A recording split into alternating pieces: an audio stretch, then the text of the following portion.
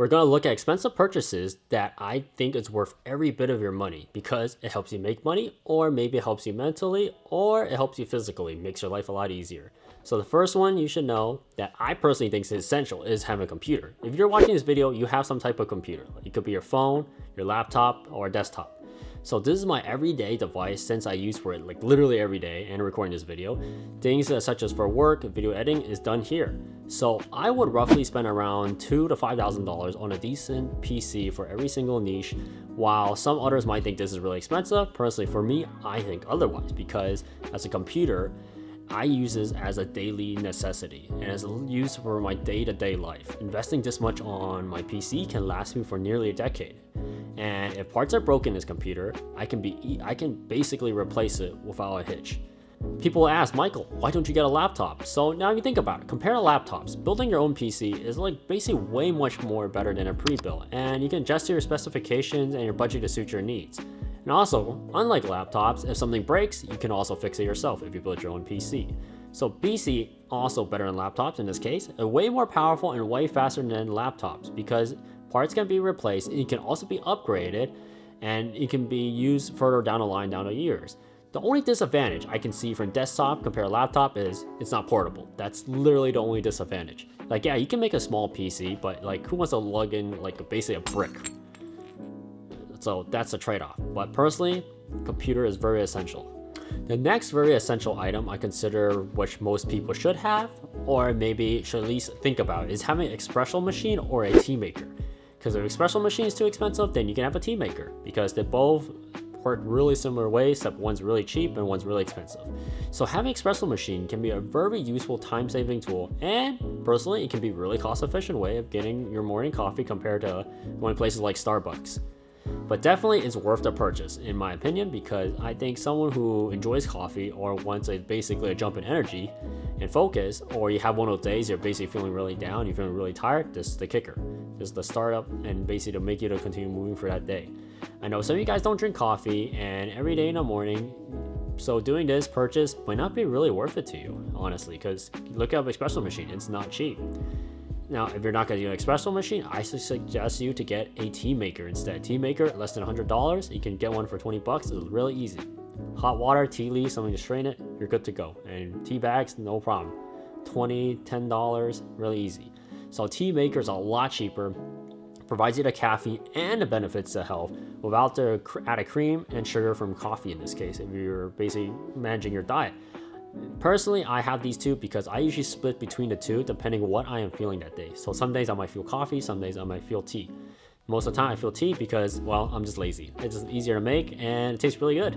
I just like the bitterness and I like the different type of floral taste. Now the next one I consider the most important is having a camera and mic. This includes, your iPhone too. So this purchase is very important to me because it's used for social media and for a business space. Now you think about it, billions of people have been using social media. Now investing in a camera or an iPhone with a mic for your business is a source of investment. So it can be used for promoting your business, or in this case my business, is very essential in this case. Now just think about it, when you run a business that sells goods and services, how do you get clients and how do you find people? Those are the two things I mentioned before. And especially when I cover finance, those are two things you really need to know. The answer is networking and advertisement, which will help you grow any type of business when you're shooting videos or taking pictures. You got things to show people. You got things to talk about. When you go to meetings, you got things to talk about, like showing them pictures and videos of what you do. And like you can be like, oh, like sure, you can like outsource a lot of these and say you can go like a social media companies.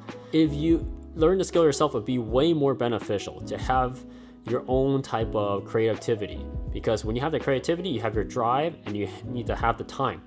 And once you understand those, you can advertise your own products. So definitely do give it a try, and it will really teach you how to grow your business and understand how do people react when you speak with them, you show them pictures, and how you find new clients, because at the end, it all works on referrals.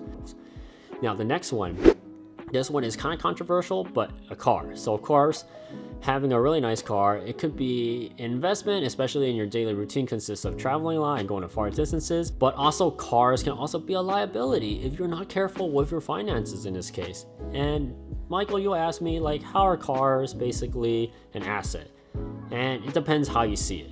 So on one side of the coin, you have to understand what your business is for. That's the first thing you need to ask. This means your business you work or operate requires you to look more presentable. Of course, it will be better to spend a little bit more on a decent looking vehicle. So for example, you go to a place where all businesses, or you go business meeting, everyone's driving nice cars. So your first impression will matter a lot to your clients, especially the first impression will stick to them when they think about you. In the business world, that's not how it works. People will judge you by how you look the first time. You only have one shot to do it.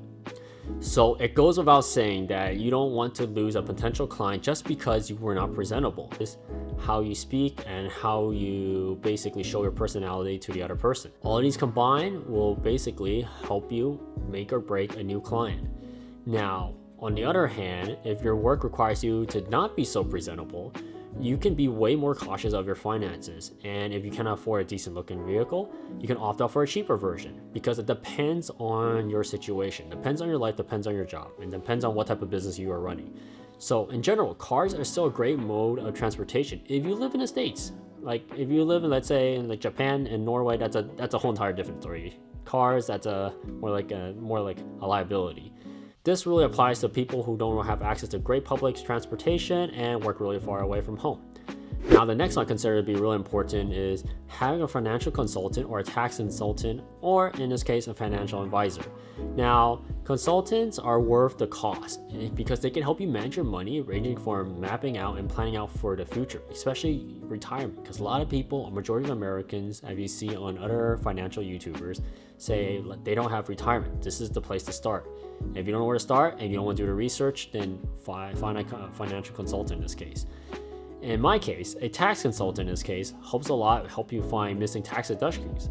For anything like request abatement of a penalty, they are there to eliminate your source of tax liabilities, which can be very beneficial if you run a business in this case. Even individual tax returns, but you're really limited if you're an individual tax returner.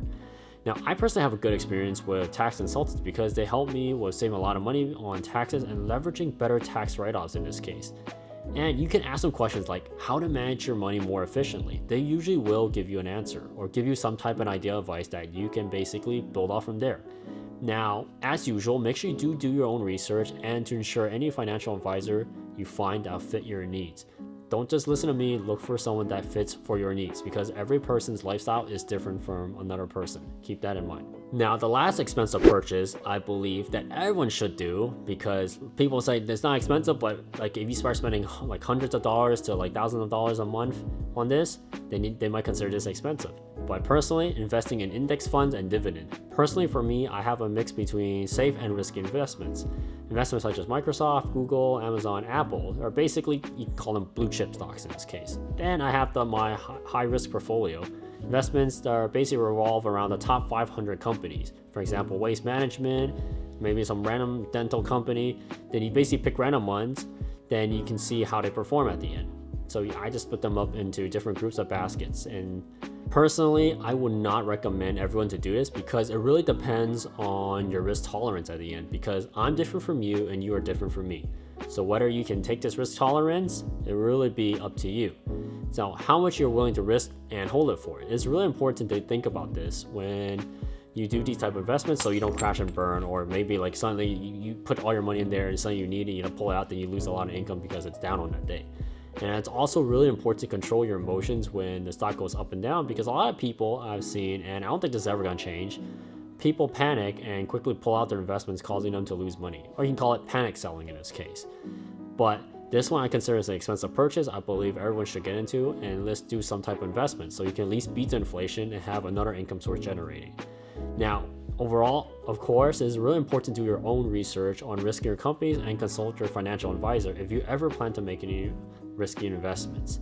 So these are what I consider the best type of expensive purchases that in general you should make, and depending on your situation. For example, the cars and the clothing. The cars and the clothing, if you work in things that are basically business and service, like for example, anything that involves building companies, meeting with people, anything that's basically upper end in tech, like you're director in like Microsoft and you have to go to a client meeting, you want to dress better than other people. Basically, you can call it dress for success in this case. But if, like, let's say you are a maintenance worker, maybe you own a car shop, then you don't have to dress like that. Your decoration or your advertisement will be having a really nice car. Clothing maybe might be a second hand. Maybe you work for like a kitchen, then that'll be a different story. You don't have to dress super nice if you're working in a kitchen. Then in that case, you want really nice kitchen tools, and you might want to do your advertisements on YouTube. Now, when you're doing all of these, at the end, you still gotta pay tax. And then if you had to pay tax, you might get something called a 1099. If you get a 1099, the first thing you gotta do, click on my next video, which explains how do you file a 1099 NEC and miscellaneous. Or maybe you have questions about LLCs or C Corporation or S Corporation. Make sure to click on those videos down below or the video on top. And make sure you guys subscribe. I'll see you guys next time. Have a wonderful day. See you in my next video.